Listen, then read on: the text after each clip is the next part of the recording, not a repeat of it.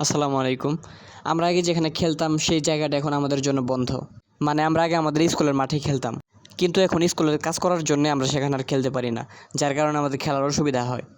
তো আমরা নতুন করে একটা মাঠ খুঁজতেছিলাম যে কোথায় আমাদের মাঠ দিলে ভালো হয়।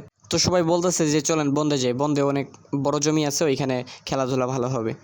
তো তারপর ছোটো পোলাপানদের নিয়ে চলে আসলাম। তো এসে দেখি মাঠে অনেক ঘাস, যার কারণে আমাদের খেলার অনেক অসুবিধা হবে। তারপর ছোটোদের ঘাস পরিষ্কারের কাজে লাগিয়ে দিলাম। ওরা ওইদিকে ঘাস ঘাস পরিষ্কার করতেছে, আর এইদিকে দুইজন ছেলে, একটা হচ্ছে হৃদয় আর একটা হচ্ছে শিহাব, এরা বার দেওয়ার জন্য দাগ দিতেছে। এরা প্রায় অনেকক্ষণ ধরে কাজ করতেছিল।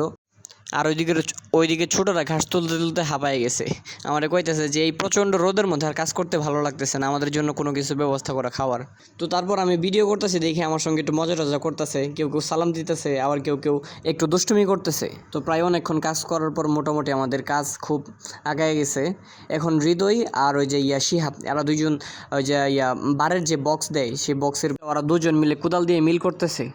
এখানে কাজ করতেছে আসলে ছোটরা। তবে আমাদের এলাকার বড় ভাই ব্রাদাররা যারা আছে তারাও আসবে এখানে খেলাধুলা করতে আর কি। আমাদের ছোটরা এরা নিজের টাকা দিয়ে বল কিনে, তবে বড়রা সেটা দিয়ে খেলে। আমাদের এলাকার পোলাপানের একটা গুণ আছে যে এরা খুব কাজ করতে পারে, কাজ করতে খুব পছন্দ করে, কেউ কাজে কোনো অবহেলা করে না। এই জিনিসটা আমার কাছে খুবই ভালো লাগে। কোনো কাজের উদ্যোগ তো এরা নিজেরাই নিয়ে নেয়। তো অনেকক্ষণ ধরে কাজ করতেছে, কাজ করতে করতে এক ছেলে, মাহির নামক এক ছেলে, সে হাঁপায়ে গেছে। যার কারণে সে ড্রেনের মধ্যে শুয়ে আছে, ভাবছে যে মোটরের পানি আসবে। কিন্তু এখন তো আর মোটরের সিজন না, যার কারণে পানিও পাবে না। তাই ভাবলাম আমি একটু পানি বের করে ওকে ভিজিয়ে দিই। তো যাই হোক, অনেক কথা বললাম, অনেক মজা করলাম, অনেক হাসাহাসি করলাম। তো আমাদের জন্য সবাই অনেক দোয়া করবেন।